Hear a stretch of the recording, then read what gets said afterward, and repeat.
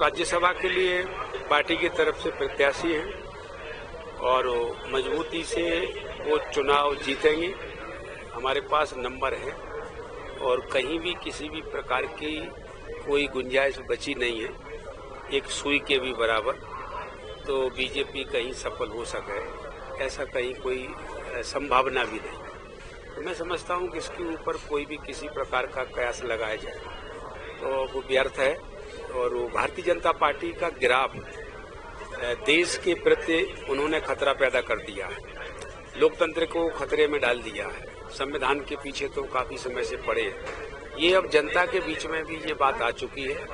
तो मुझे लगता है कि पब्लिक के अंदर भी ऐसी बहुत हवा है कि बीजेपी को जल्दी हराया जाए, अन्यथा देश बहुत संकट में पड़ जाएगा। ये भी प्रेशर हर नेता के ऊपर होता ही। तो अब ऐसा कोई होने वाला नहीं है। अब पहले हो गया वो हो गया, न कोई क्रॉस वोट करेगा, ना ही कोई किसी प्रकार के प्रलोभन में, और पूरी तरह से मजबूती से मीनाक्षी नटराजन को जिताएंगे और वो जीत करके जाएंगे 100 में 100%। बीजेपी ने अपना तीसरा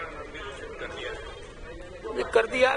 हालांकि वो डेमोक्रेसी है, उसमें तो कुछ कहा नहीं जा सकता है, लेकिन उनकी नीयत मैं समझता हूं कि जब उन्हें मालूम है कि उनके नंबर कम है, राज्यसभा कोई फील्ड तो है नहीं है, कोई एक एक वोट का तो मामला नहीं है, ये तो चुने हुए प्रतिनिधियों का है।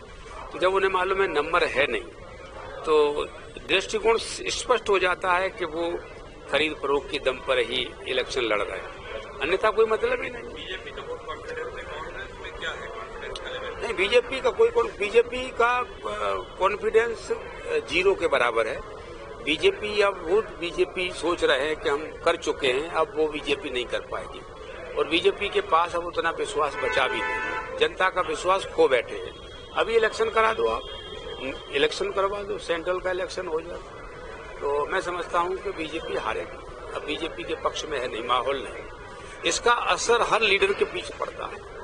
जैसे हम लोग देखते हैं फील्ड में क्या पोजीशन है, तो वो मेरे ऊपर भी तो उसका इम्पैक्ट है ना। तो अब बीजेपी है नहीं है फाइट।